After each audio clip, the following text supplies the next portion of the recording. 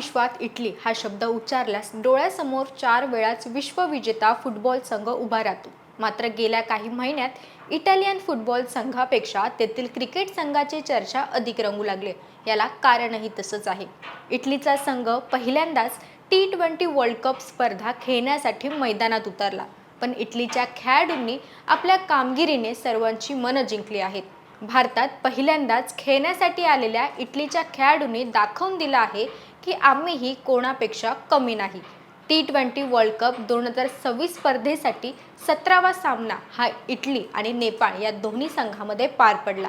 मुंबईतील वानखेडे स्टेडियमवर पार पडलेल्या सामन्यात इटलीने नेपाळवर 10 गडी राखून आणि 44 चेंडू शिल्लक ठेवून दमदार विजय मिळवला। चला तर मग जाणून घेऊया याविषयी सविस्तरपणे।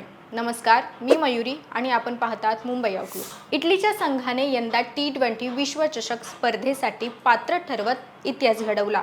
कोणत्याही प्रकारच्या क्रिकेट विश्वचषकात खेळण्याची ही त्यांची पहिलीच वेळ। गेल्या काही वर्षात इटालियन क्रिकेटमध्ये मोठे बदल घडले आहेत।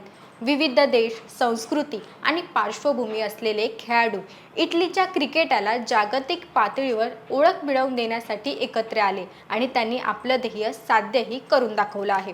इटालियन क्रिकेट संघ हा विविधतेत एकतेचे उत्तम उदाहरण आहे। ऑस्ट्रेलियातील काही खेळाडूंचे पूर्वज दुसऱ्या महायुद्धाच्या काळात आणि त्यानंतरच्या दशकात इटलीतून स्थलांतरित झाले होते। मेनेटी बंधू बेन आणि हॅरी, मॉस्को बंधू अँथनी आणि जस्टिन यांची हीच पार्श्वभूमी। दक्षिण आफ्रिकेतील जे स्मट्स आणि वेन मॅडसन यांसारखे खेळाडू तसेच इंग्लंडमधील काही खेळाडूंची मुळेही इटलीत रुजलेली आहेत।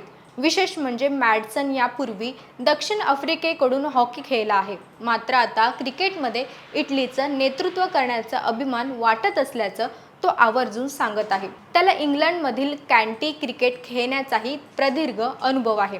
झैन अलीचे वडील डॉक्टर असून ते पाकिस्तानातून इटलीत आले। जसप्रीत सिंग पंजाबहून तर क्रिशन कालुगमगे श्रीलंकेतून इटलीत स्थानिक झाला।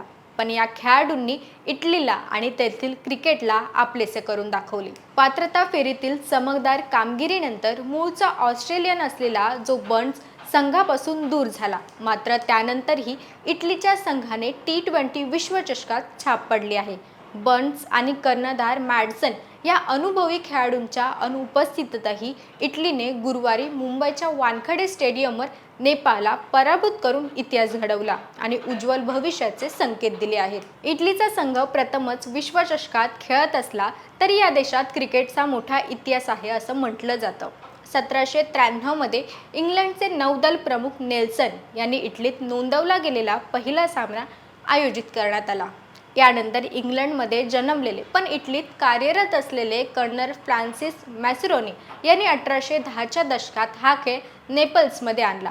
1893 मध्ये जेनेओ क्रिकेट अँड ॲथलेटिक क्लबची स्थापना करण्यात आली। उन्हाळ्यात क्रिकेट आणि हिवाळ्यात फुटबॉल खेळण्याचं असं त्यांचा उद्देश होता।